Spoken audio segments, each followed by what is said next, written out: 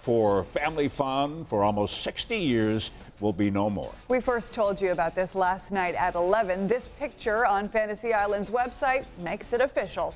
The amusement park is closed. Ed Riley is on Grand Island with how people are taking the news. Ed?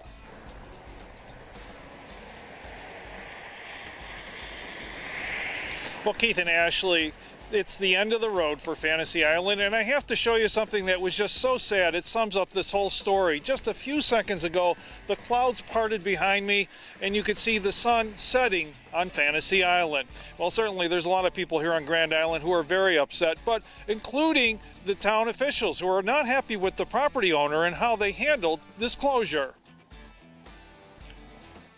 I was actually sad because I have a 9 and a 6-year-old and they like going to Fantasy Island. Yeah, that's a bummer. It's very sad. The permanent closing of Fantasy Island was a hot topic, especially for former employees who had worked here as teenagers. I heard that this morning and I was like, oh, that's such a great memory because where are the kids going to go now? A statement from Fantasy Island's marketing director said, despite significant efforts to invest in infrastructure, rides, and new themed areas, Fantasy Island did not see an improvement in operating results, and the difficult decision was made to cease operations. You know, there's a lot of people that get employed there, kids through the summers, there's people that have permanent maintenance jobs.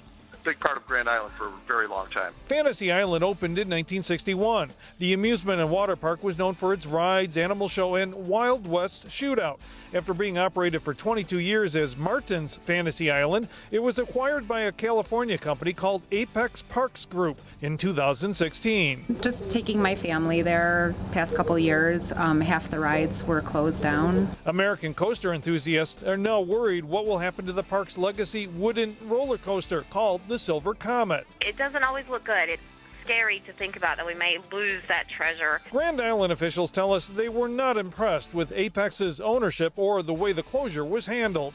But certainly we didn't see this coming in terms of any communication from Apex. Fantasy Island's closing could mean the loss of $120,000 in county taxes, of which $40,000 went to Grand Island.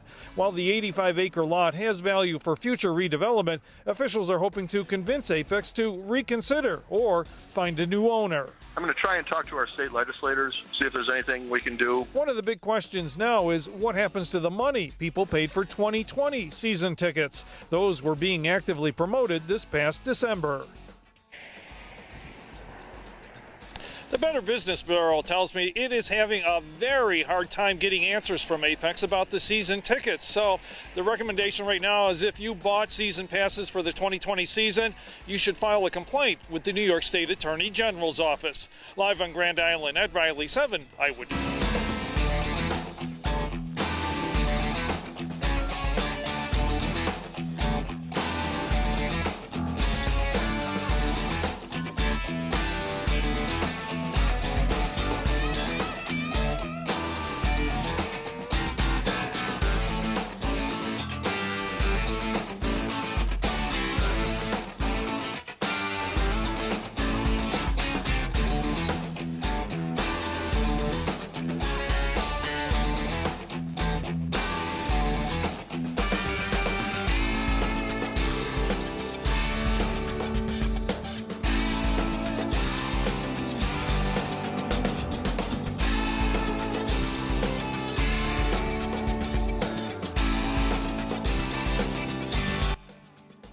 We're not horsing around. It is a cryptic message that could be key to saving a beloved attraction on Grand Island. Good evening once again. The future of Fantasy Island is on the front burner again.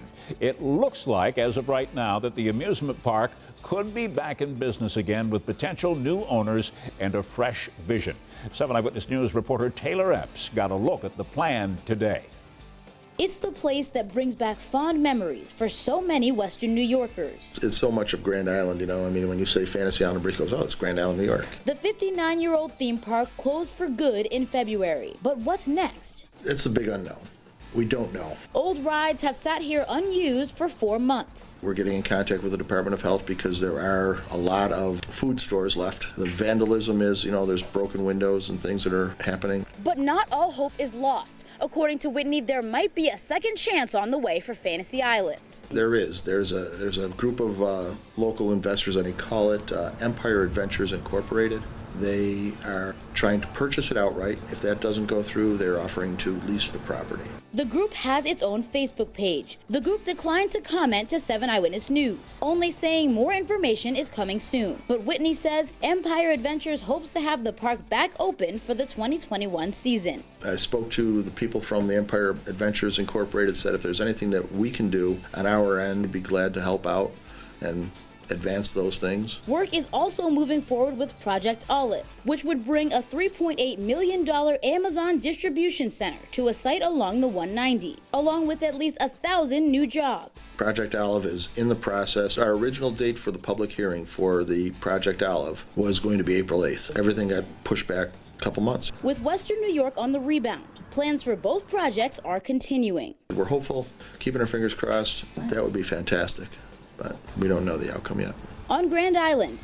And as you could see from this article, Empire Adventures Incorporated, while we are overcome by the support of the community, thank you for everyone that has followed and liked our page. Stay tuned for more information in the upcoming days, as many great people continue working very hard behind the scenes to bring Fantasy Island magic back to life for everyone in Western New York. And you could follow them on Facebook. We know for certain that this is possibly going to be the new owners of Fantasy Island, and we could once again be able to ride Silver Comet again.